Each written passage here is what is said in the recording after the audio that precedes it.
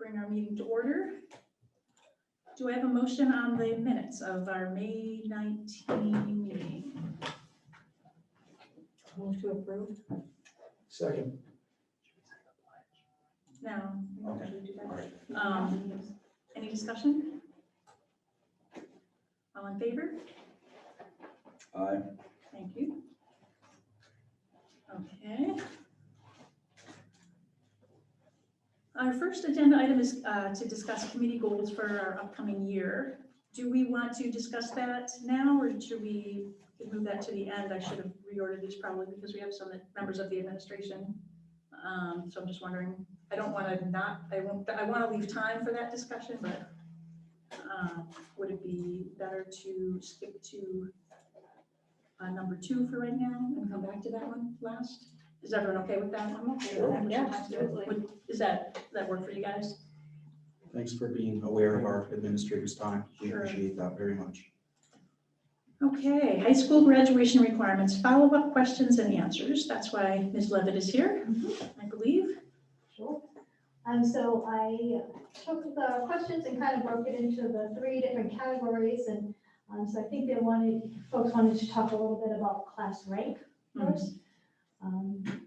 So do you know what you're specifically looking for information or? I think the question centered around tell me if I'm wrong, but if I remember correctly, it was around the issue of the changing the class rank on the transcript because it was causing our students to be removed from application processes prematurely.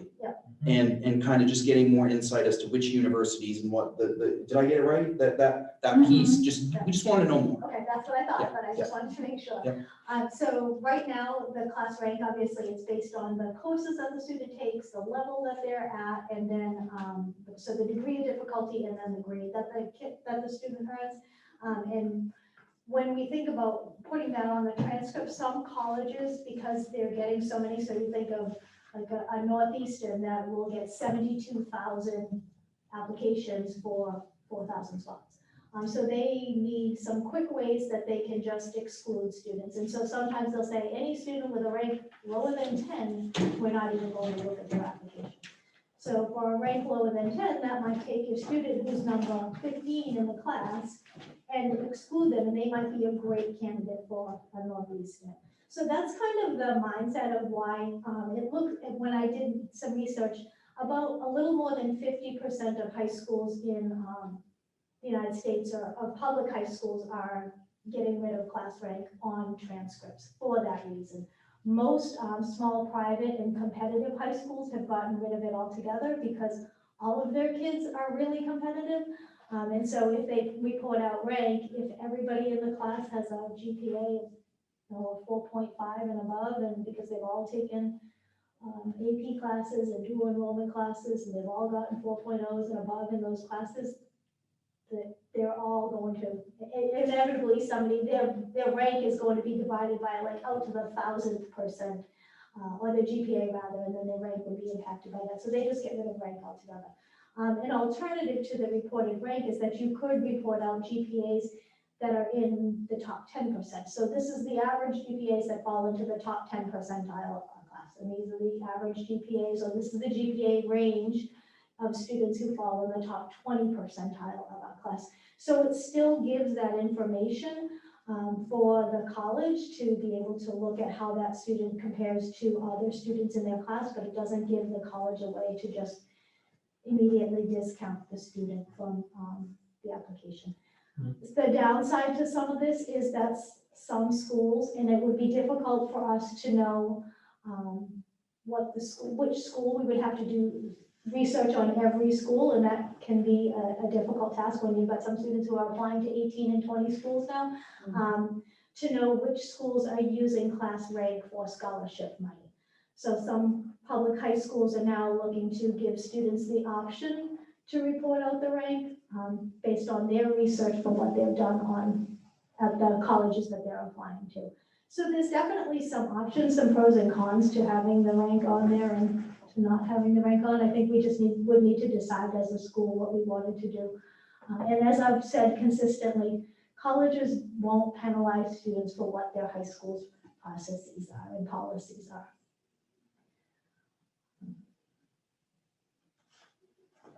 So if class rank is an important factor to a college, and the rank is not on the transcript, we're just assuming that it passes through to the next phase, or? It's I don't difficult know. to assume anything with college admissions. Right, They're such a difficult crew, but what we would put is in our school profile that we don't, as a school, don't provide information on class rank. And then when we fill out our electronic application that we do, we would report out NA. And again, they're not going to penalize the students, is what they've told us, what college admissions folks have told us, that they don't penalize the students for policies and procedures of the student's high school. But if they needed it, we could get it for them. Absolutely. And if they were applying for a scholarship or whatever, it's still information that we can Right, provide. it's information that we would have, absolutely. So is it something that we could say, if we decide to go this way, we as a district do not put rank when we, in that school profile, we don't put rank unless specifically requested by a student for a specific, or I don't know, is there a way to do that? So like, for kids that really truly want it, it can go on there, but it can be in the school profile that typically we just don't do it unless it's been specifically requested. We could do that, absolutely. Trying to come up with an alternative option. Yeah, I mean, you wanna cover all bases. You don't wanna take away from our kids' chances at different colleges, but that could be important or helpful information for them to have for other things. It doesn't have to be reported on a transcript. It could just be we could make a simple template to pull from Alma or IC, whatever we're using, that just reports the rank, if that's the only information we're looking to give. I would certainly want the largest degree of flexibility possible. I wouldn't want any students to be eliminated from a school, a more selective school, if that's something that they are looking for. So I just want, that was my concern when this came up in the last presentation. So would the feeling be that we would report GPAs out in the range and then put a statement in the profile that class, though we don't report rank on transcripts, we will report it if requested by the student?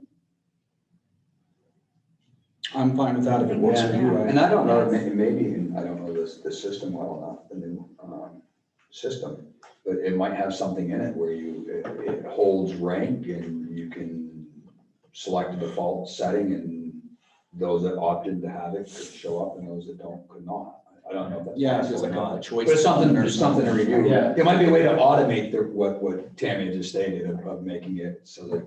We'll do some more research and get back to you. We'll figure it out. Patty's a wizard. We'll see what she can do. I'm not a wizard. I lost my hat in the wind somewhere now. We'll figure it out though. We'll see what we can do. So the goal would be to provide the flexibility if it's reasonably provided within the system. I mean, we can't change the software, but if. There might be a way to work with Alma to have them give us that option. Yeah, like a Well, button. what it sounds like it's gonna be is that for the most part, the kids aren't gonna need it. And then there may be an instance where they need their transcript run with rank on it, And we can add that right? Or option. they Add that just need print it in. as a separate, they don't need their whole transcript, they just need to know their rank. Right. Well, in there, I'm thinking of the top 5 students, maybe the top 10. They're gonna want that for reasons because it might include them in this conversation. Sure. So we really want to be Right. careful about that, but we can always provide them with a little letter. There's many ways that we can do this, so we'll work on it.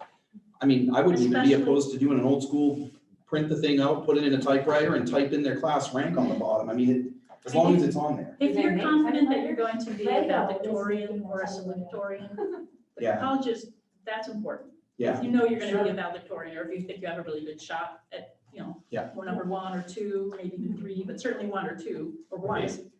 That opens doors. So I'm sure those students would probably be interested in having their rank, if you're in the top 5 or 10, whatever the. Yeah. Makes sense. But it, yeah, I mean, giving them the option if that's possible seems like the best way to go if we can. I like that. And I think it also maybe helps some of our other students if we leave it as a student opted in, because it's not like we're only doing it for our top 10, because then they know automatically they're not, the student that doesn't have it isn't in top 10. Yep. So if we leave it that way, it kind of is like, oh, okay, well, I guess we got to give them a closer look, you know? Mhm.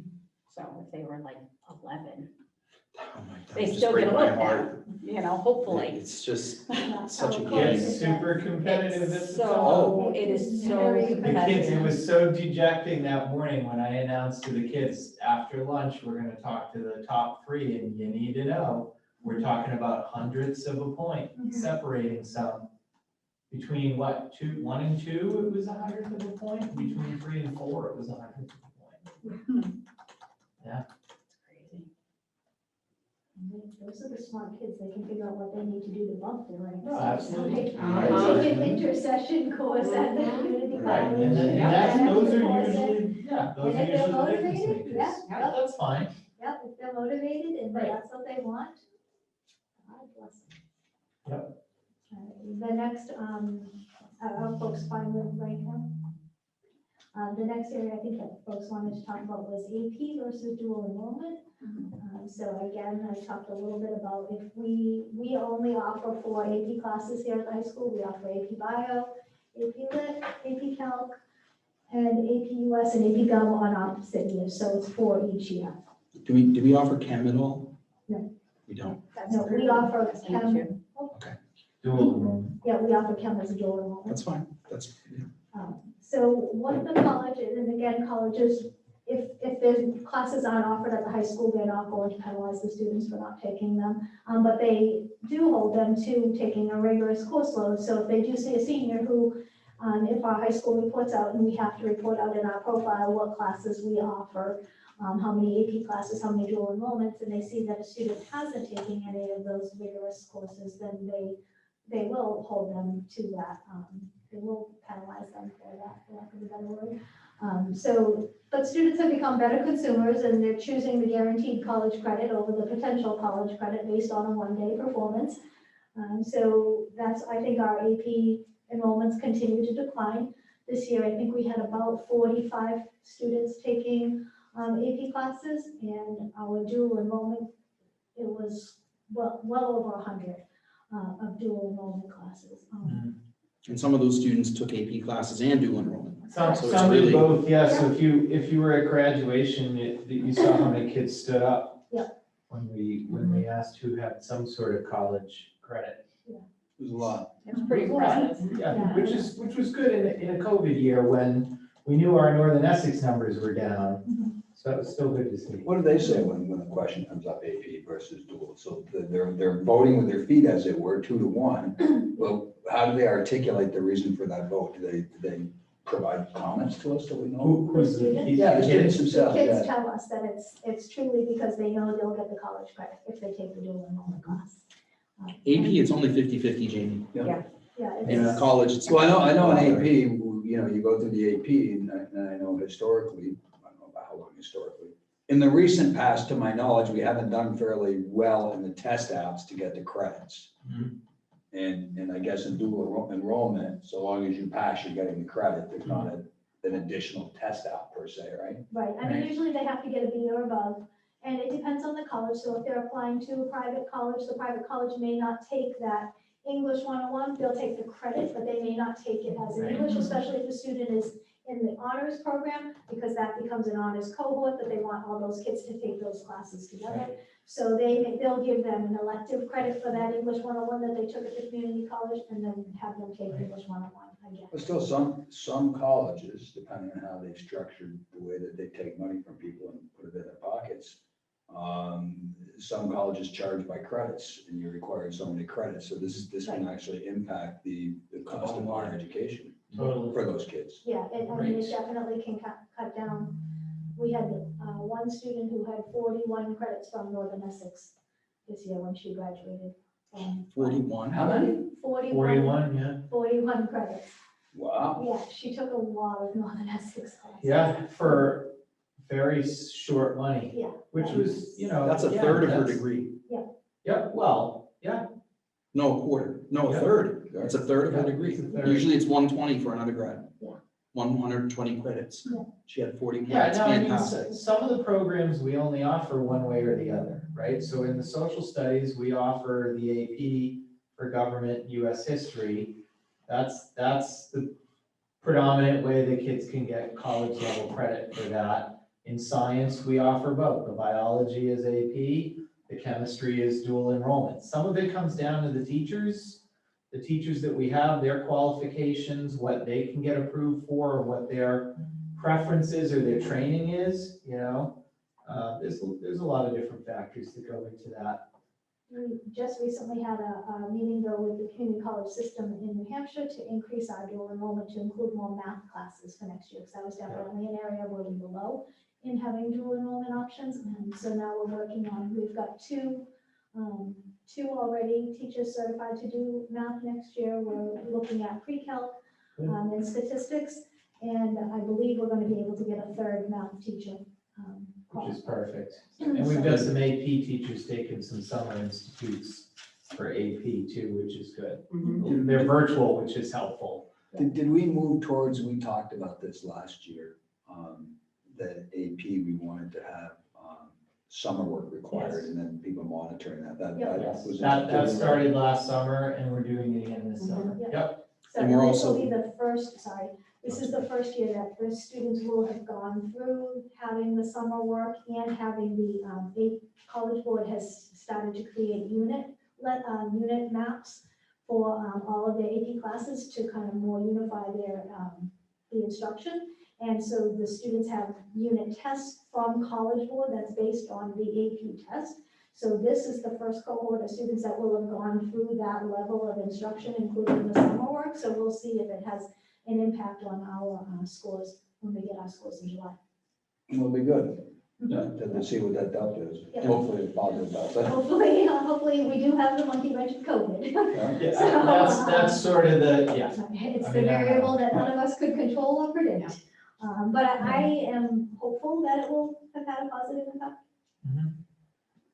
Were there other questions about AP versus dual enrollment? So I think one of the questions we asked, because I think it came up in the work that was done,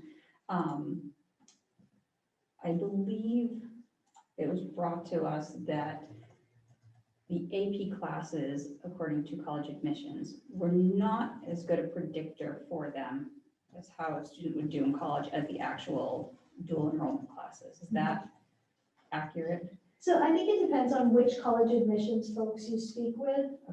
We have heard from some college admissions folks that say taking a dual enrollment because it's a class that's taught at the college level with the college syllabus, with the college expectations, is more indicative of the student's success. In AP classes, it can mirror, the syllabus can mirror a college level class, but it's not taught at a college level. It's a high school class taught by a high school professor. So it may or may not be to the same level or be the same predictor. But I think other colleges will say that either AP or dual enrollment. I think it just really depends on which admissions officer you're speaking with. I've never heard an admissions officer say that AP is better than an actual college class.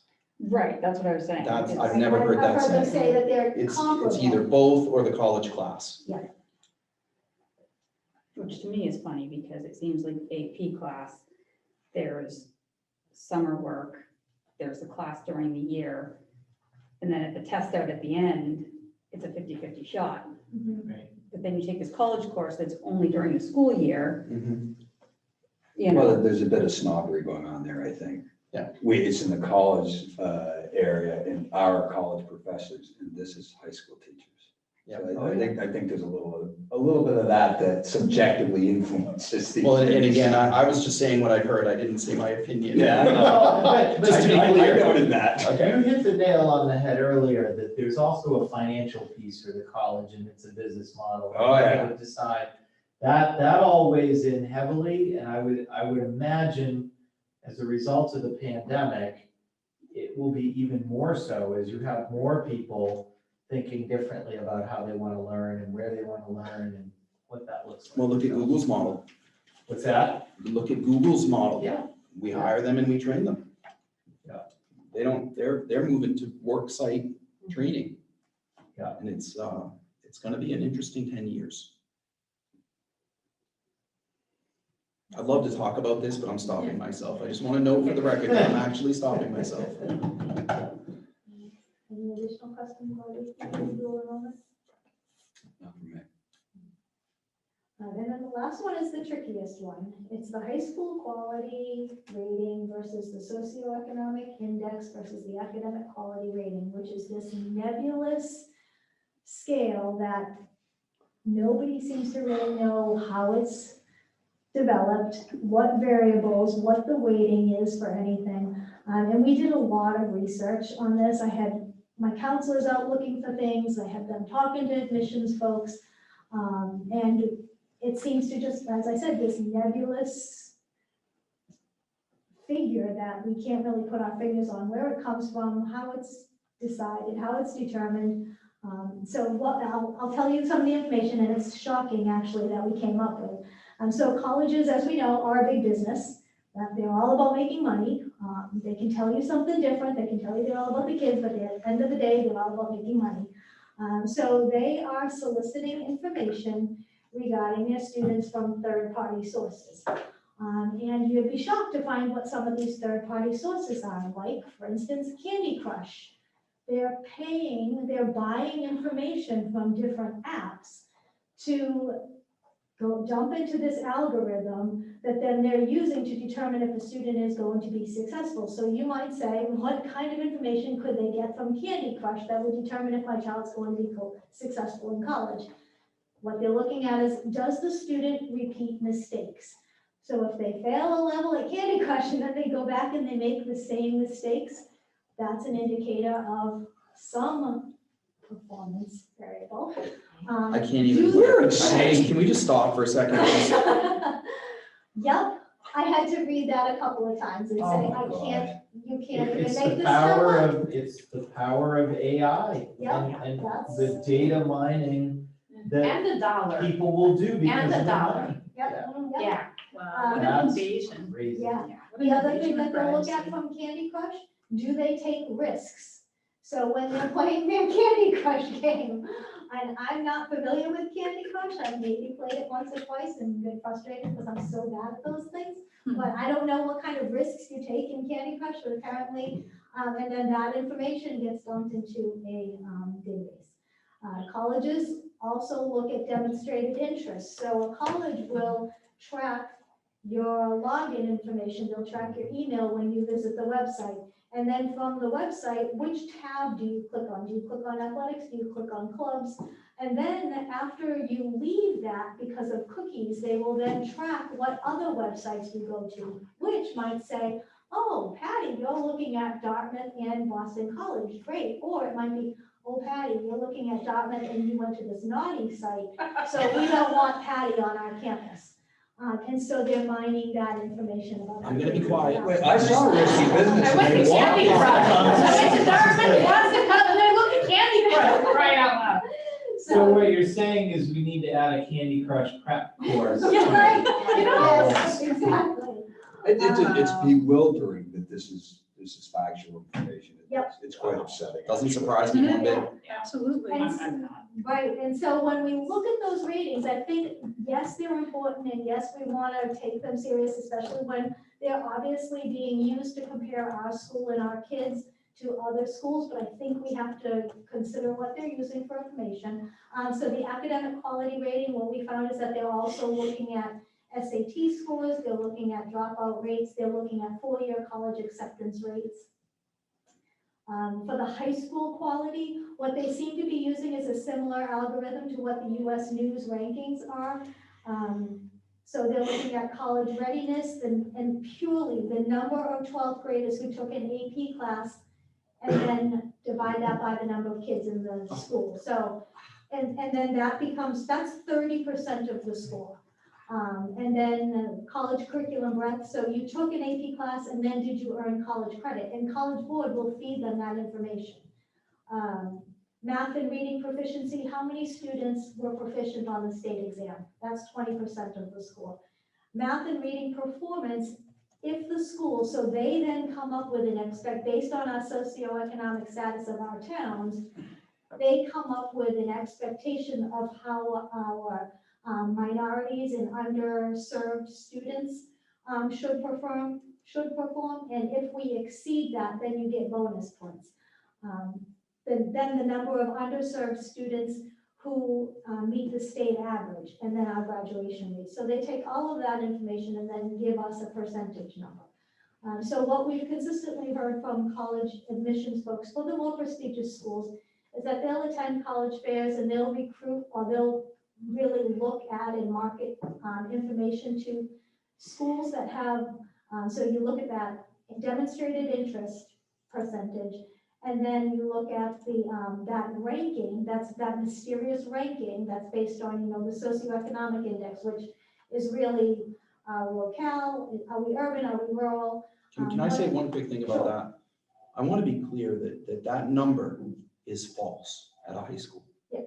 Because there's a stigma to getting free and reduced lunch for the kids as they get older. Right. So if ours is 18 to 19%, it's probably closer to 30. Mhm. Right? Just to be fair. Mhm. And it's Even- bad. Yeah, even though it's, Kids will say to their parents, don't put me on that, whatever we have to do to pay for lunch, just do it. Yep. And the reality is that if the district had an accurate number, because there wasn't a stigma for high school students, it helps our funding. Because we get more title grants for that. right, But we So- can't say to people, sign up. I mean, we chase them down and try to get people to sign up. and we made it about as confidential as you can make it when you're physically at the register paying for your food or, you know what I mean, but still, it's, yeah. I just right wanted about people to the understand how stigma. complicated that really is. So they're looking at, are we urban, are we rural? What is our overall class size? So how many students are in the graduating class, not our individual class sizes, our free and reduced lunch numbers, the information about our school community, so the parents, the college attendance level of the parents in our community, the household structures, the median family incomes, housing stability, education levels, and crime. So that is what dictates our socioeconomic index. So when they take that socioeconomic index and that high school quality and then that academic rating and put that all together, that's where those numbers come from. And then they take that ranking and they compare New Hampshire, little small New Hampshire, with the surrounding, and then they figure out where are we going to send our marketing material, where are we going to send our admissions reps. And unfortunately, and Maine struggles with the same thing because we're so small. We don't gather a lot of attention. So when we look at the schools that are around us, so out of the New England schools, we had 348 schools ranked in Massachusetts, and 46% were in the top 25%. Connecticut was the second highest out of the United States. So Mass and Connecticut, our two borders, regional states, are killing us with their numbers. In New Hampshire had 82 schools ranked and 26% were in the top 25%. So What was again, Maine? it comes back to, I didn't look. You did, I was just curious what No, Maine I was, got, because I bet it's very similar to New Hampshire. Yeah, but Connecticut does some sneaky stuff to help their numbers out. Yeah. Just saying.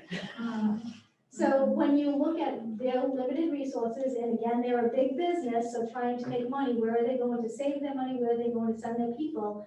I think that's where kind of those rankings hurt us, and that's why our kids don't get the attention that they could get. So in summary, when I look at all of this stuff, I think we can't predict or control the variables that we're unaware of, that we have no control of our parent education levels, of the housing structure in Kingston. We can't do anything about any of that. We work on the free and reduced lunch stuff, but we only have control over so much. So what we can do is continue to support our kids in improving their SAT scores by focusing on improving ELA and math instruction. And Patty, I know is going to talk about that a little. Increasing our kids' access to dual enrollment opportunities, and continuing to support the 21st century learning skills to better prepare them for college and careers. I think that's what we have control over, and that's what we need to focus on. And continuing to have the conversations with the admissions officers as things change, which, because that's a wealth of information, what you just shared. And I'm sure your team learned a lot by doing so. We did. I learned a lot. Thank you. But I agree with you, the controllables are the academic ranking, we can impact that, we can change that, that's what our structure, so we're gonna talk about goals later, that's gonna be part of it, you know, the school board just came up with goals in that area also, that we want to be congruent with, but that's something that we have a say on, when kids are playing for Candy Crush, Right. and who your parents are, Yeah. and how big your house is, and what the crime level, there's some things that are just beyond our ability to do anything about. The size of the graduating class. Yeah. I mean, you can't control that. We can't control. So, I mean, we just focus on those things that are within our power to impact. And if we impact those areas, I don't give a crap how they do in Candy Crush or some stupid algorithm. But I think the one thing that came from what Heidi said that I'd want to illustrate for anyone who watches this video is that we're putting our time and energy in the correct places. Yeah. Those places are A, someplace that we have control, and B, they are relevant to these numbers. So Right. it just more validation that we're headed in the right direction.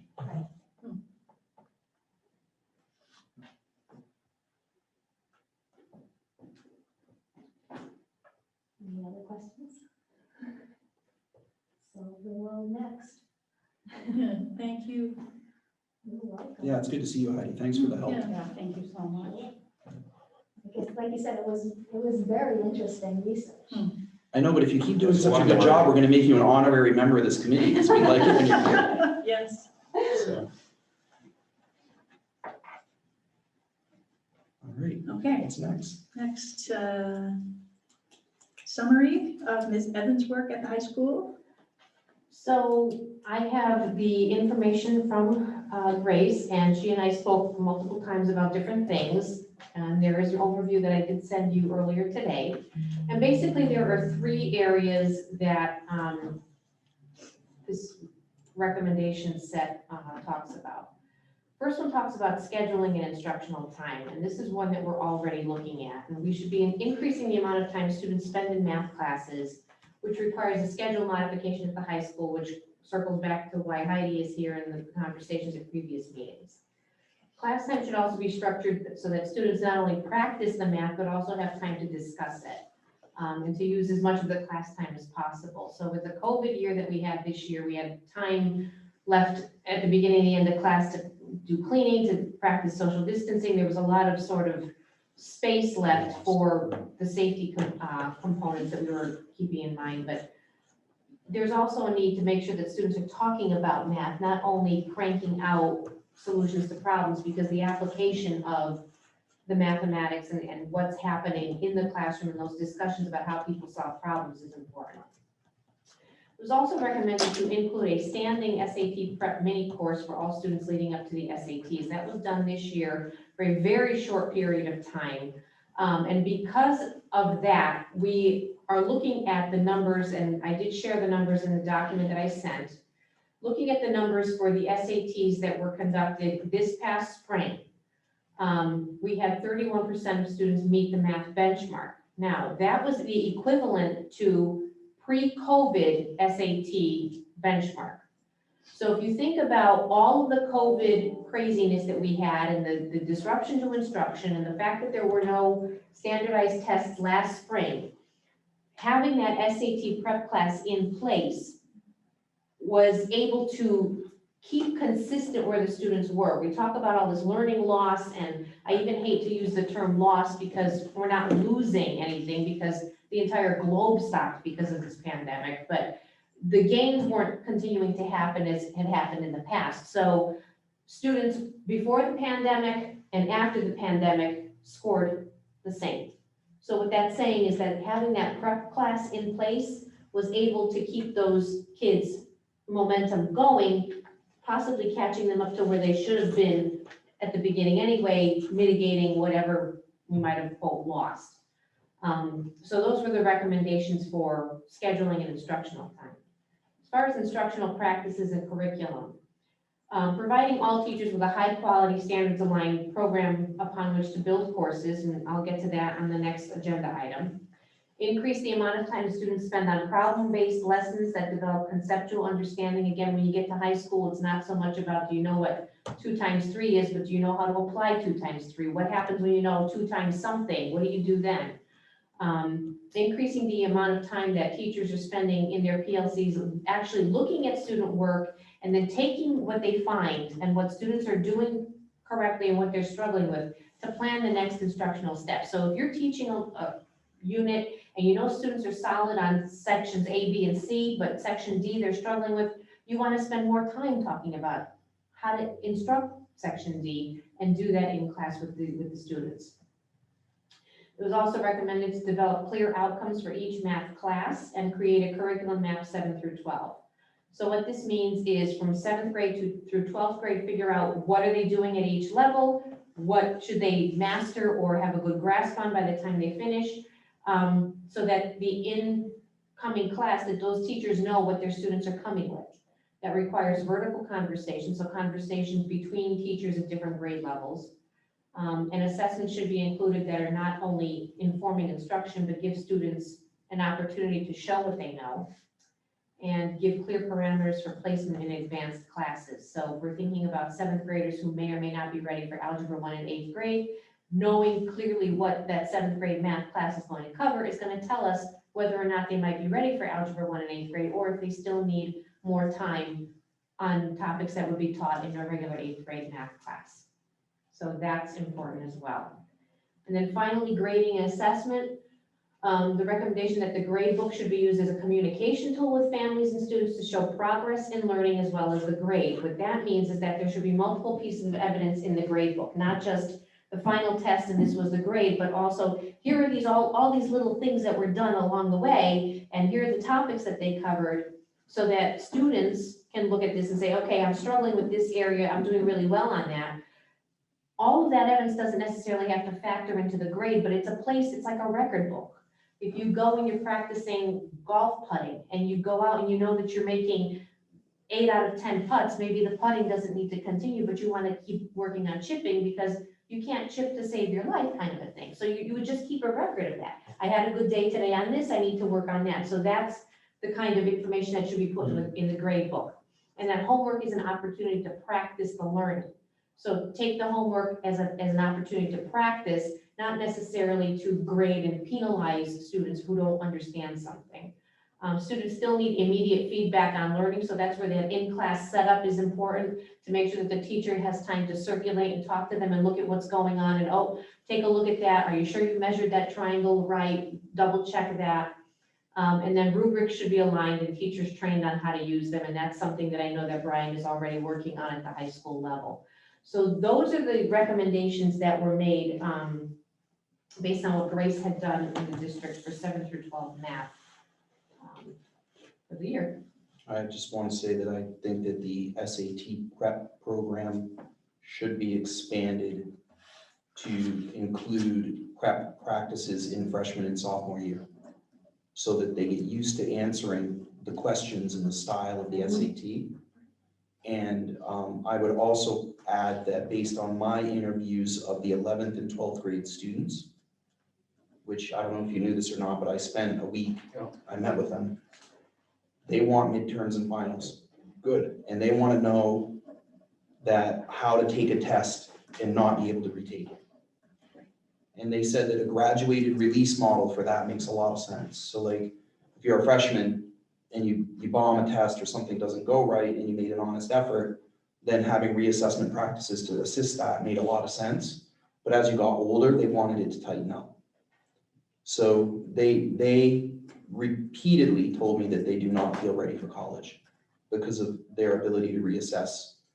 That doesn't mean that we throw the ideas out with the bathwater, so to speak. So in other words, if you consider the impact that the SAT prep program, I mean, I'm impressed that 31% of kids that we're where we were pre-COVID. That is not easy. It doesn't seem great. I don't like it. It's way too low. It needs to be 50% or 60%. I mean, my feeling on this is that our first goal, hard goal, is to be congruent with the state average. We're at least as good as the state average as a community, at least. But let's start there to get to the state average. That's striving to be terrible. Yeah, yeah. But honestly, the math scores nationally are terrible. Yeah, they are. I agree. It's not even, Yeah. if you did the national average, you'd be terrible. That's the bare minimum, as you're saying. Our objective has to be to smoke those things. Oh, yeah, 80%, 70%, 75%, I got no problem with that, but I, again, if you don't set the bar high, you never, but for now, I'm just saying that I would agree that this had an impact, and just as a leader, I'd have to say that for me, it's evidence that it worked. So I want to build on that immediately. So thinking about juniors having SAT prep all year from September until they take the test regularly. Having sophomores have SAT prep based on their PSAT scores and their NWA scores. Looking at the holes and working on those things, right? Freshmen, NWAs, where are they at? We're gonna talk about this, but the team is gonna work on this more. But the one thing I will say is that I just wanna add to Grace's report that my feeling is that for September, we will need to have, the administration will be working on a plan to start working on competency education 2.0, which will include opportunities for students to assess, not do well on it, and reassess, because learning is the constant and seat time is the variable, right? That's our belief. That's a legitimate belief that is fair for human beings. You need to try and be able to not succeed and still have an opportunity to learn, combined with some regular stop tests where you have to take it, perform on it, and do it, right? And we'll have to figure that out. And I do believe wholeheartedly that a graduated release model for that, where the stakes are higher as the kids get older, is healthy. Because the reality is that colleges aren't doing things this way, and kids' brothers and sisters are going to college and really experiencing severe emotional stress because they aren't ready to take tests cold. And I think I think that is part of what you're hearing from the 11 and 12-year-old. 12 graders. Yeah. Is the feedback coming back because they knew upperclassmen that they're still friendly with, and they have brothers and sisters, and they're getting into some of these schools, and they're coming back and saying, holy God, what I have to do, I just wasn't prepared for. Yep. And they're thinking, well, I'd rather deal with it now, so I'm prepared later. So I'm glad that they can internalize that, because that will help to get us. It was unanimous in every class I went to.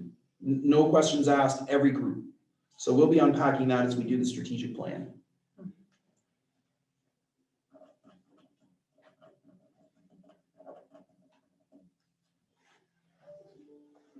Yeah, so I have a question. So this is what Grace found, and these were her recommendations.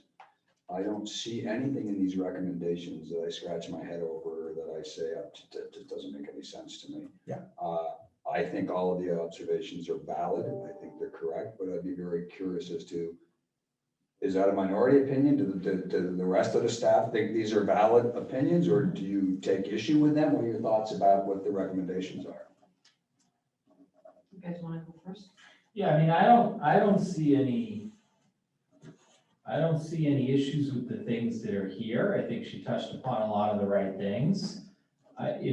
There's always things that I would say that we need to look at and not lose sight of. Like I think there's a whole piece in here around just teacher training that isn't really addressed at all, that I think that we absolutely need to spend some time on with our folks. And I'm not saying that we need to send them out to conferences or hire a consultant, but I think we need to really think about what it is that they need to be effective in the classroom level, doing some of these things that we need them to be able to do. And we've got to match them with the right professional development, whatever it looks like, right? And that's going to evolve. Obviously, some of that will come from the programs that we select, but some of it is going to be independent of the programs. And it really is just going to boil down to, could be instructional pieces. It could be looking at data and how to use the data pieces. We have a good core group of math teachers that want to do the right thing. And when we talk to our kids, and we did a lot of that this spring, talking to them about their math classes, and their general perception is math is not their favorite subject, but they feel like their math teacher is there for the right reason, and they feel like they can go to them and they can be a resource. So we definitely have the right people. We don't want to lose sight of that. I would add pieces like that into this, but I think Grace did a good job really tackling some of those bigger issues with the curriculum pieces that we need to look at and mapping that out, and just how we approach the assessment pieces. Those are really valuable. Did I steal something from you? I mean, you pretty much echoed what I would have Sorry, said. There's a should have lot, let you go first. there's some big items there, and I agree with all the recommendations that she's made, but I mean, Patty and I have talked about K-12 vertical alignment of curriculum, and that's something that I'm really interested in.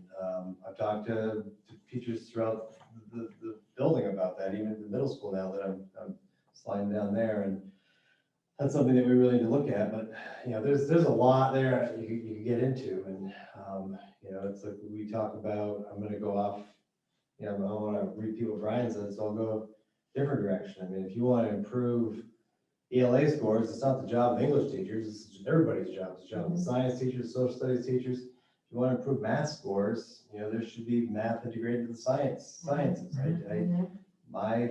Again, I've said it before and I'll say it again, my physical science classes that I taught for close to 17 years were math-based. Kids needed to use their Algebra 1 skills in 9th grade physical science, and they did. And they saw where it was relevant, and they got to practice it. So it wasn't just the math teachers working on math. In science, we supported that. So there's, again, I tried to, you know, add to what Brian said, but yeah, I agree with Grace's recommendations wholeheartedly. And there's a lot there, though. If you really dive into different pieces of her recommendations, there's a lot we can do. Right, Patty kept it at the 1,000-foot view. Yeah. Of a single-sided, single sheet of paper, which is my normal rule of thumb, but I love what you just said about science, and I would even take it one step further and say, science is also an area in which we can expand upon students' writing skills. So writing about science and social studies is really important, because it's not just reading or memorizing what happened for dates in social studies, it's what happened sociologically, so that we don't repeat those mistakes. And that is really important, right? It's the absorption of the information. I like what you said about the math expanding to the other areas. That's, I think, a huge piece. If you want to hit the deepest level of learning, it's your ability to transfer that knowledge in other areas, teach it to somebody else, recognize when you see math thinking happening in other parts of your life, right? The same way it would be for any other subject. And no, I was just gonna say, we can't lose sight of that. Our kids need the foundation, the foundational levels in order to be able to do that at that deeper level. I had a conversation today with, I had a student who took the Accuplacer for Northern Essex and did a test into not a math class based on a math score, it was into a science class based on a math score. So she has to reassess in the fall after she's had some additional math classes in order to take the science classes at Northern Essex that she wants to take. So it's going to impact our kids when they're in the future, right? And that's a real clear-cut example. And I think just anecdotally, the kids really liked the SAT prep class. I think they liked feeling like they were getting some practice on those kinds of questions. They don't feel like they see that style of questioning in their classes. So they actually enjoyed going to those SAT prep classes, being with the students were grouped based on their skill level. So feeling like they weren't, that everybody in the group kind of was at the same place for them. They liked that feeling as well, and they left there feeling not only like they had improved their math skills, but they had some confidence going into the test, which also we know helps with that test taking ability. And that's where I think Tom's point is having SAT prep. You're not going to be prepping them on all of the SAT topics, but in 9th and 10th grade, including one question all along the way that looks like that, so that they're used to seeing that format and in the same whatever content you're in, but something that looks that way, because the appearance is very jarring sometimes. It looks different. Well, not only that, but if we do this right, that type of questioning is just a part of the curriculum. You don't say to them, you're doing SAT prep now, or Exactly. you're doing regular work now. SAT questions are just asked from 7th grade. We don't have to stop at 9th. I don't want to set any borders here. We can start asking SAT style questions in 3rd grade. It doesn't matter because I just want to bring us back to the one thing that I believe sincerely is fundamentally critical for education. You get good at what you do. If you're good at sitting and listening to lectures, then that's the skill you've learned. If you're good at writing because you write every day, Lucy Calkins spent 40 years figuring out how to teach people how to write. Teachers College is the best at writing in the world. And they figured out that the way you get good at writing is you write every day, you get feedback about your writing from your peers, and you get feedback from your teachers, and you revise every day. Because what you get good at is improving your writing. You don't just get good at the act of writing, but you do that by doing on-demand writing. You start your unit, you write something cold. That's on-demand writing. Then you write a paper for feedback. So I might share with you and Dawn, and you guys would say, hey, Tom, have you thought about this? I don't really know where this character is going, or I don't understand this part of this manual, right? And then I revise. But that process of getting good at revision is just as important as the actual on-demand writing that's cold scored. And then you look at the end of the unit and you do another on-demand and see, did you do better?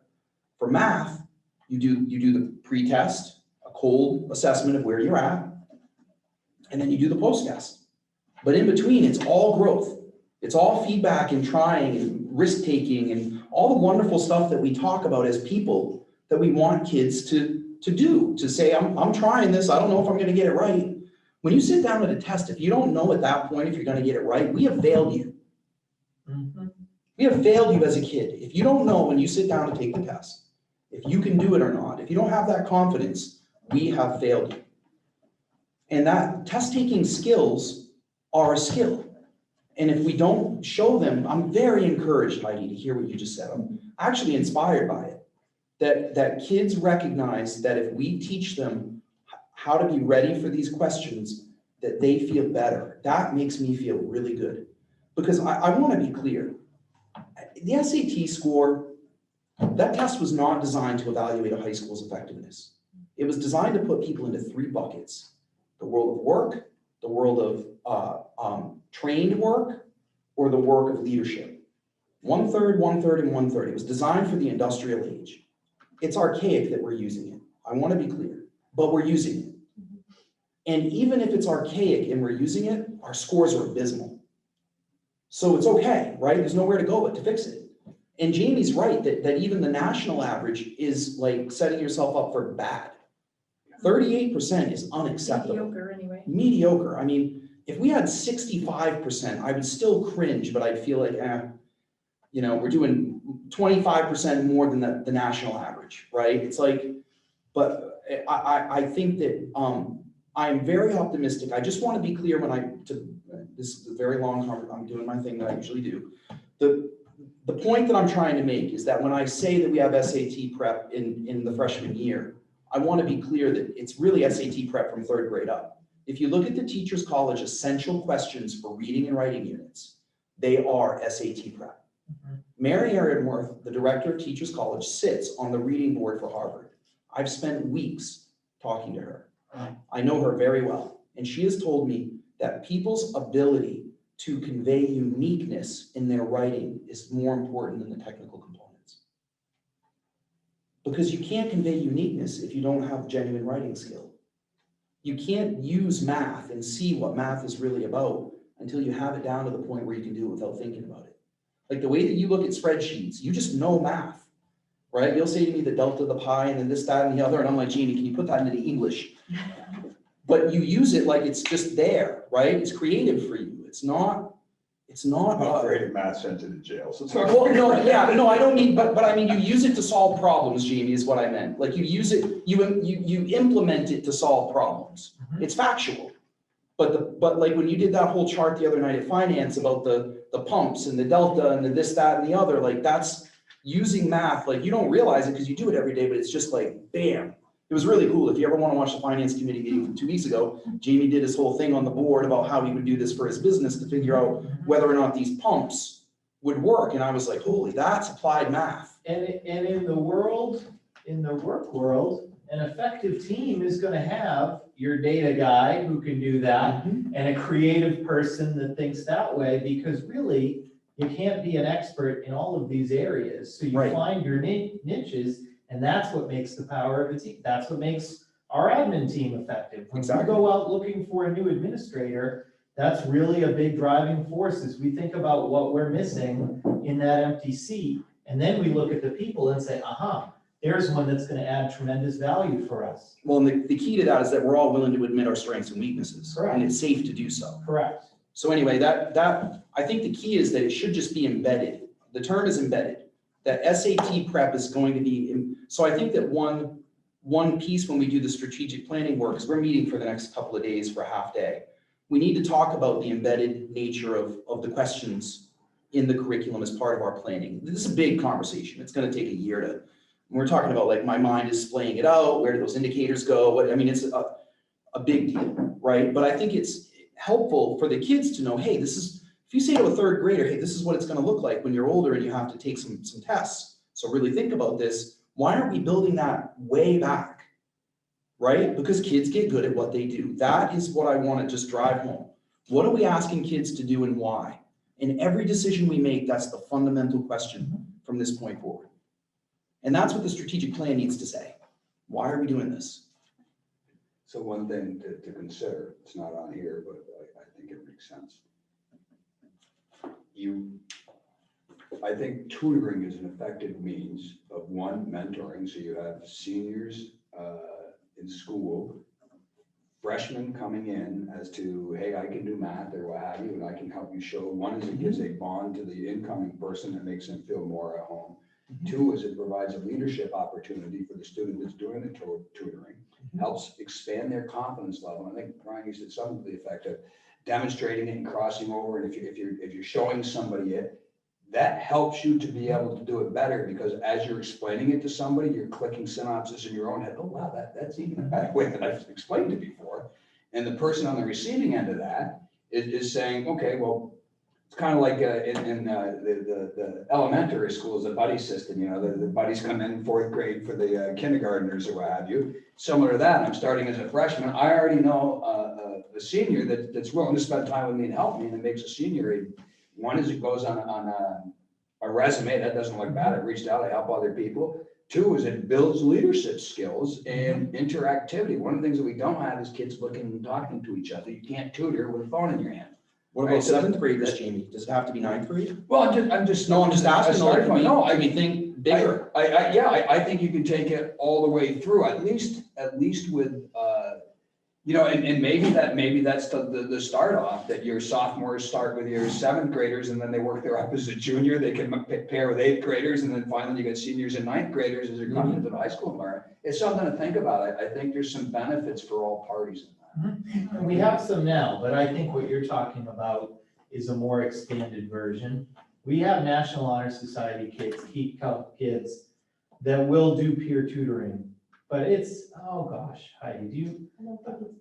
I don't think it's yeah, I don't know that it's a huge program, but it would be interesting to think about a way that you could expand it into something that's larger. Low credit. Or as part of the advisory credits, that could be one of the. It could be. Advisory, ELO, one of the attach credit to requirements it. In that. And I think if you make it so that kind of everybody's doing it, it's not, you're not the only ninth grader going Right. to the Right. other. Right, you want to make it cultural rather Yeah, than it's just, nerd, this is how Right. as it were. Yeah, that's a great way to put it. And pre-COVID, I know at Bakey, they had it set up that the older kids would go in and work with the younger kids. It was Right. just automatic. Yep. Every Right. class had a class that they would go to and work with, and the kids loved it. Oh, They got kindergarten great, kids love it when fourth graders read to them. They love it. And so do second graders. So do second graders. I Yeah, mean, it's, I agree. it's great, and I think that would be fabulous.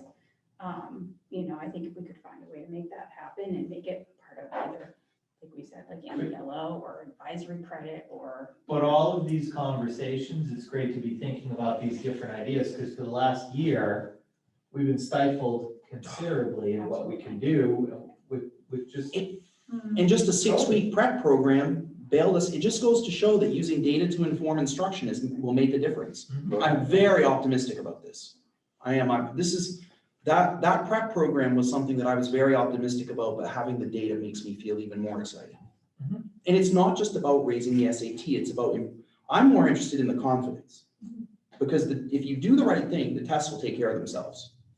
Yeah, sorry. So when we come back to this, and Brian knows I've had conversations with him about this. My biggest pet peeve is saying that homework doesn't count, because then there are a large number of students that just don't do it. So then they're not getting that. Right, we have to figure that out. That That's a needs tough to be- one. And I don't know if it's instead of getting a grade on it, it's you get considered credit if you turn it in complete and it looks like you did your best. You get partial credit if you just kind of half did it, and you get no credit if you just didn't do it at all. Or you And I just feel chuck it in like wrong, all wrong. But Yeah, I or you think that plays into the work study practices that we talked about in that other committee, Mhm. where that's gonna show your responsibility. You had this assignment. Right. It might not count towards your grade, but your work study practice is gonna be, did you finish this? It's no different than, you're not grading your kids on if they clean their room, if they make their bed every day. I notice, I go past your room, it's not made, like, you're not being responsible. So that's something that would factor in to that area, which is what a lot of the elementary teachers are able to do, is they'll give the assignments and it's not graded, but it's, okay, you haven't been doing these things. So that's, What's part of the graded is the effort. responsibility. Right. You're What's also graded is the not effort, ready. but I'm not saying that this isn't hard, Dawn, it You're is. not ready for the test if you haven't demonstrated that you can do the work and Right. have the feedback on it. Well, that goes back to what I was saying about you get to the test, you should know. That there are ways to tighten that up. Yeah. In meaningful ways, and that's a big thing that we know we need to do with And our I think staff. if we're For trying that. to scaffold the retakes, it's gonna be really important to really get them to learn that homework is critical in being able to make sure that you can pass the test the first time. Mhm. You I'm have hearing to that, do, I'm hearing some kids got that message recently, because some kids came home from their, reviews saying, we're gonna have to do homework. Oh, I had one class that invited me back for another 45 minutes just to talk about college because they wanted to know what I could tell them, because they're scared.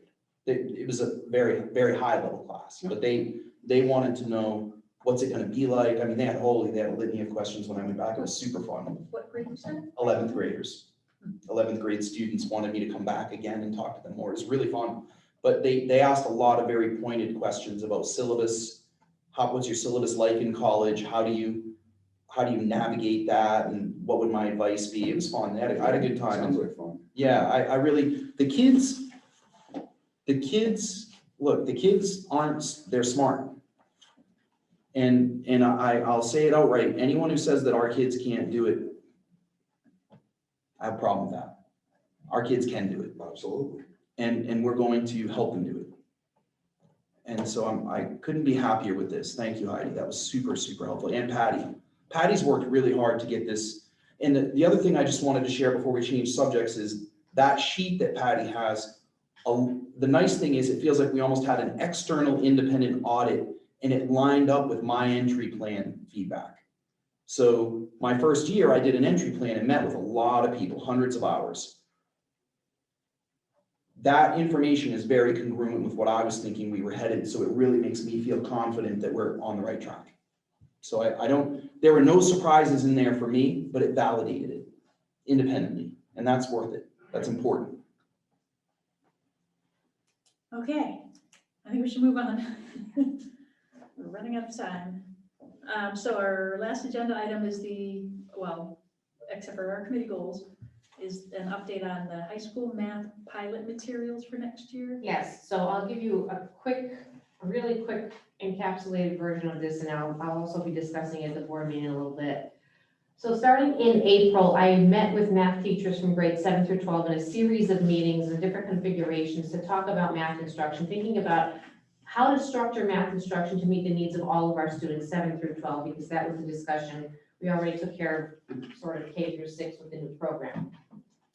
I charged the math teachers with conducting thorough research of surrounding districts and a review of the literature to figure out how high school math courses are arranged. There's 2 different formats, And I had sent the committee an article about that. It's very technical. I don't want to get into it right now because we don't have time, but you can either do Algebra 1, Geometry, Algebra 2, which is what they call AGA, or Math 1, Math 2, Math 3, which is more of a combined complementary group. Instead of having everything taught in isolation, it's sort of a comprehensive. And what they did was they contacted the districts, find out about the setup of math courses, find out about what percentage of students end up in Algebra 1 in 8th grade. And then we also look nationally at what the pathways are, whether it's AGA or 1, 2, 3, how that figures into future college, career readiness, math achievement, all that stuff.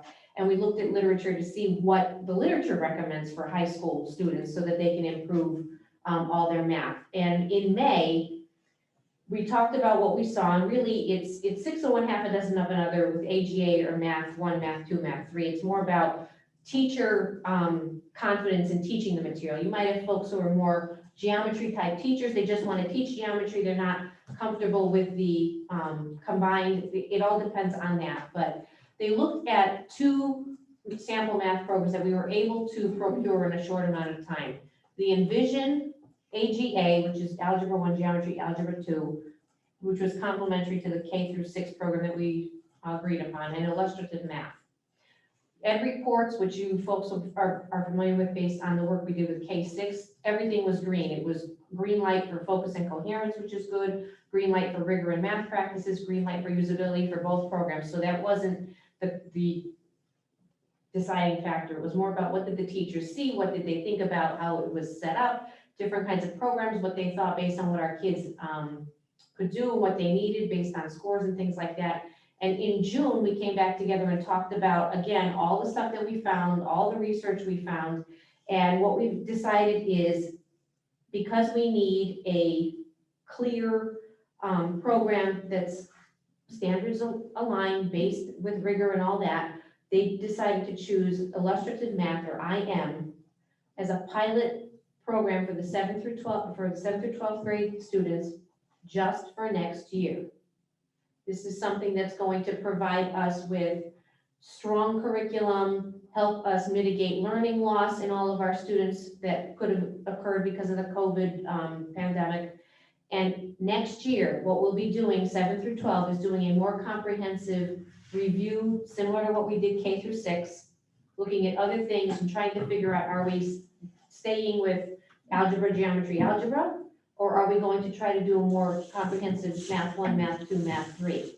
And that's on the table for next year. But right now, the goal is to test drive these materials for the year, also using them to mitigate any learning loss that might have occurred because of COVID, and then talk further about this next year. How much does that cost? I don't have final figures on that because this is all like really quick, trying to pin down reps and things like that. But we're confident that we can find the funding through one of the ESSER 2 or ESSER 3 grants that we've received, because it will be used to mitigate learning loss. It won't be as expensive as the K6 program of like $120,000 though, No. because we're talking about either online resources or some There are textbooks. online resources, but I know that there's an affinity for folks to have books. Yeah. And we want to make sure that all of our students have books in their hands.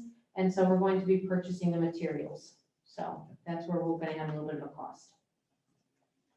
And is the other program, so the one that you chose was AGA, I was at that meeting. Yep. Is the other program AGA or is it Yep. integrated? They're both AGA. Yep, So if we pilot this for a year and we see things we like, and then we go with the other program, we could still use some of the things for Yep. this year. It's not I just wanted to make sure that people understand that it's a pilot headed in a Most of- direction that's still most congruent. of the expense is going to be spent on the student books, Student which are workbooks. consumable anyway. So at the end of the year, they're used up, you can't reuse them anyhow. So that's what we're thinking about. That's good to clarify though, because in some of our heads, a book is a textbook, No, like the old school. they don't do old And you school wouldn't use it textbooks after a anymore. pilot No. year, but this is a workbook. Okay, so I Workbook knew what you were is- thinking. So Workbook is a better I've been hanging around phrase Jamie to too use, much. I think, for the public. Yeah, great, thank you. So you chose illustrative math Yep. over Envision? Yep. I'm And just the curious. reasoning was just the again, the depth of the way that the problems were being asked, the way that the math was presented. It was just, there were a lot of different things that went into it, but the teachers felt it matched more with what they were already doing. Some of the teachers were already sort of using resources from Illustrative because they're free online and they're familiar with it, and they were working with the students anyway, but they were using them in drips and drops instead of the whole program. So. It was a good discussion, and I want to be clear that for a pilot year, if the I thought the same thing, Tammy. I wondered why. Because we're moving to Envision in In the K-6, yeah, but that's why we're saying it's a pilot year and we're gonna buy consumables. Because we want everyone to take a deeper look at the Envision program and. And it's worth noting that just because a publisher comes out with a series that is K through 12, the folks writing it at the elementary level are not the folks writing it at the middle level, are not the folks writing it at the high school level. So even though it's got the same label, it could look very different and it could have a very different flavor for those students. So it's not like you're gonna buy it wholesale because it's not China. We don't need all the plates to match kind of a thing. So, and I keep telling the teachers that, like, we don't have to have everything match. So just think about what's gonna suit your needs. So. And how does Envision and Illustrative, how do they line up? Is it? As far as the elementary to the high school alignment, it's all, again, we go back to the conversation we had before about Common Core. They're all aligned to the Common Core, so they're all speaking the same language. So the formatting might look different to the kids. The instruction is going to cover the same topics. And all of the trajectory and all of that sort of mapping of concepts and standards is going to be continuous. It becomes more of a preference thing. Are you more of a Nissan person? Are you more of a, GM kind of, it becomes a preference thing. Patty, I know how hard you've worked on this for the last 3 months on almost no notice, and I just wanted to thank you. Thank Patty you. spent a lot, Patty and I, we've gone together, a lot of it, it really, to get them to choose together to pilot something is a really big deal in 3 months for schools. We're talking like 3 or 4 meetings to get a whole group That of was people. it, yeah, and then It's impressive. they did a lot of independent research. They worked There was a hard. lot of, we set up a folder, they were dumping stuff in constantly. It was just, they're invested in this, they want something to work for the kids, and they need something, and so this is something for right now. This might not be something for forever, but right now, we're heading in a direction, and that gives us at least stability to move forward, which is all we wanted to put in place for this year. This is on our agenda for the board meeting. And I'm gonna talk about the same thing, so Okay. you'll get the reruns, so, Yeah. yes. So we'll have a little You more. can fast forward through the Okay. commercials. Okay, because I I had the don't same want question. to not talk about goals. We have to, we have to talk about goals, and it's quarter of, so. Yep. Did anyone have any quick comment, or, No, you took mine, it seemed odd on the face that it envisions the lower grades, it wouldn't be in the upper grades. And it doesn't mean it won't be. It's a pilot year. We're gonna look at them all. okay. Committee goals. Did anyone have anything they wanted to propose? I'm gonna say we start see right Jamie there. going. So, okay. I don't know how he has time to think of it when he's got everything else going on. So one is we want to be congruent with the board goals. Yeah. Yeah. And the board goals are pretty much excellent in student achievement goals. They are, So, and finance goals, Yeah. and they work really well for So, everyone. so to me, it's the 7th to 12th program and the development of what we're seeing over the course of the year and where that leads us coming out of this, so that we have that information nailed down by this time. So we pick a program in May for the following year like we did for K-6. Yeah. Just same process, just, we're doing a little more pilot. Right, and we're experiencing some of it, so we have real life beta testing. So that would be to me one potential that I like. The other is numeric to letter grades. There's a lot to go into that. And the third one that I had was the bell schedule. There's a lot to go into that. Well, all of those are kind of huge in my mind. I would say that the bell schedule would be an administrative goal, but that this committee would review it and be comfortable with it. Because this committee shouldn't develop the bell schedule, they should do that. Let me restate that. Okay, The implications of the bell schedule on time on task, for Yes, example. yeah. That's Like getting the math what I'm and thing thinking in of there. is, okay, you're gonna develop a schedule. How does that help us to meet the goals that we're trying to do with improving it, which ties into letter grades, ties into the math program, time on task, et cetera, and kind of just pulls them together. I think the way I put that is monitoring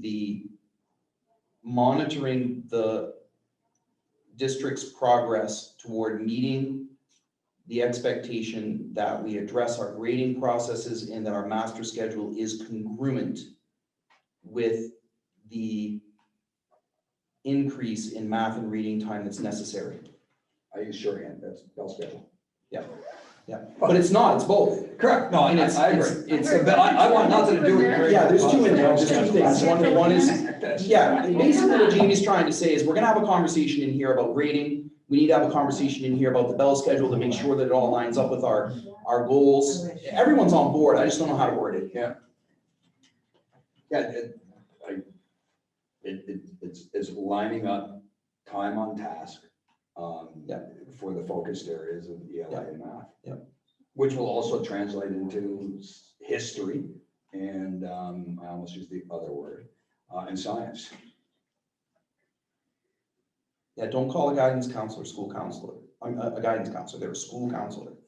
And it's not social studies, it's history. Correct. And it's not PE, it's physical education. Gym, it's not gym, we call it physical education. Just trying to help you out. I still call it gym. I do too. Well, my kids get very upset if I call it gym, they're like, it's PE. So those are my thoughts that I Okay. kind of considered before coming Oh, well, I like what Tom said, but I couldn't, there's two said, Oh. yes, I couldn't write it down. Oh, I just said- Monitor district's progress toward, that's. part of it. Toward improving communication through our grading system and, Yes, do you think I can write? Communication toward our grading system? yeah, communication through our grading system. Because really the goal is to get parents to understand it and get motivated and involved. Like, we can get to the nuts and bolts of it, right? But that's the real thing, is that I need you to understand I need the kid to understand. The kids. Yeah, thanks, that's even more important. But then the. Kids understand when the parents understand. Yeah, and then, lower grade. and then the second one was monitoring the district's progress toward achieving our goal of increasing instructional time in math and reading. Mhm. Right, I mean, really, that's the big piece, but science and social studies too. Okay, we got monitor progress toward achieving and then. you- Okay, Yeah. monitoring, I'm sorry, Tammy, monitoring our progress toward Achieving, achieving the goal of having more instructional time in math and reading. Yeah, I mean, and my comment to that would be, so improving communications around our grading system, what the board voted for, 7-0, was implementing numeric grades that translate into letter grades. Right. So I don't think we Right. should be wishy-washy. on that. Yeah, no, That's that's what we're fine. saying from the board Yeah. perspective. So the committee goal would be to monitor the progress toward translating numeric grades to a letter grade that people can understand.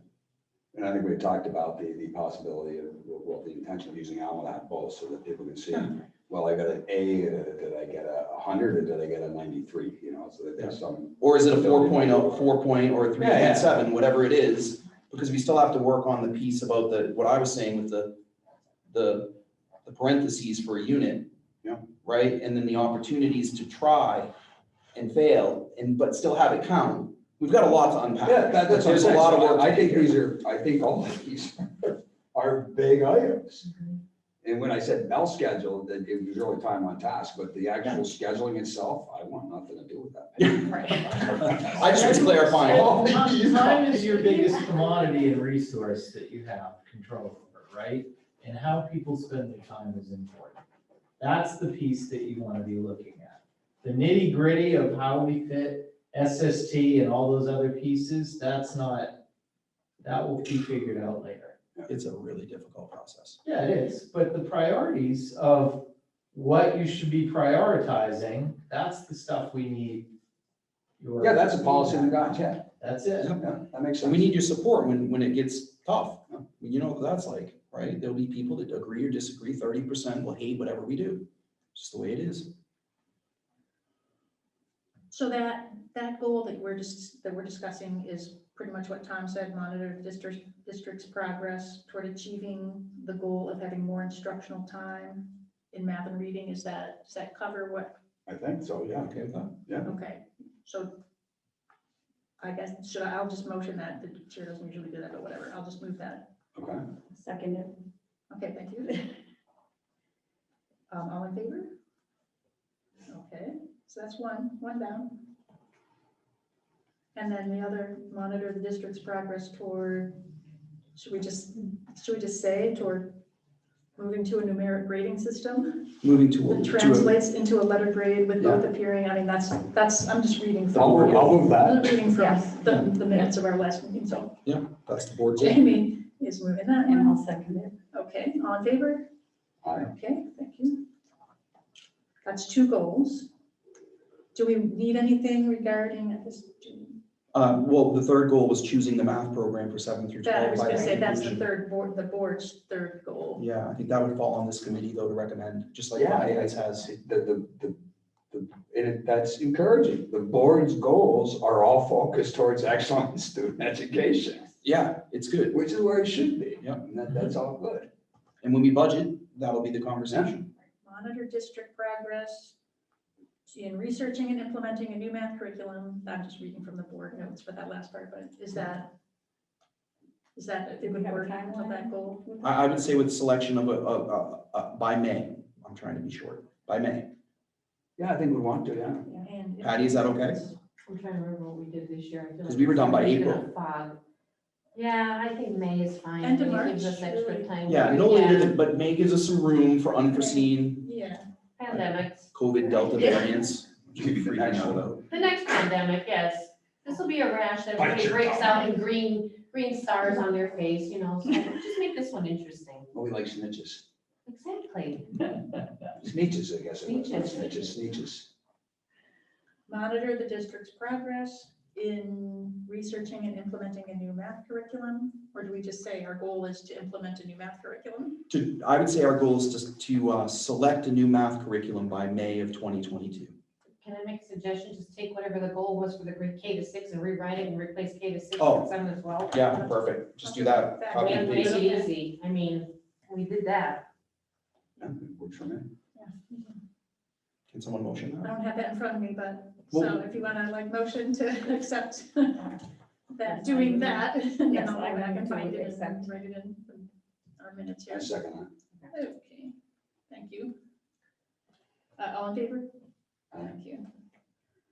All right, good job. And then the last one should be, in everything else necessary to get the 85% proficiency. Absolutely. In everything. And everything. Yeah. I mean, literally everything. God, wouldn't that be sweet? It would be. Thank you. She has to. Oh. Who motioned, did I motion that one? Who motioned that one? Sorry. I motioned it and Jamie seconded Jamie it. seconded, thank you. I just need to use body. Me too. I really need You to. left yourself 4 minutes. We have 4 whole minutes. And I have to stop. You guys vote? Somebody didn't vote, so I have to stop now. We did. Yes. Okay, are we sure? Yeah, I already Okay, scored. thank you, Tammy.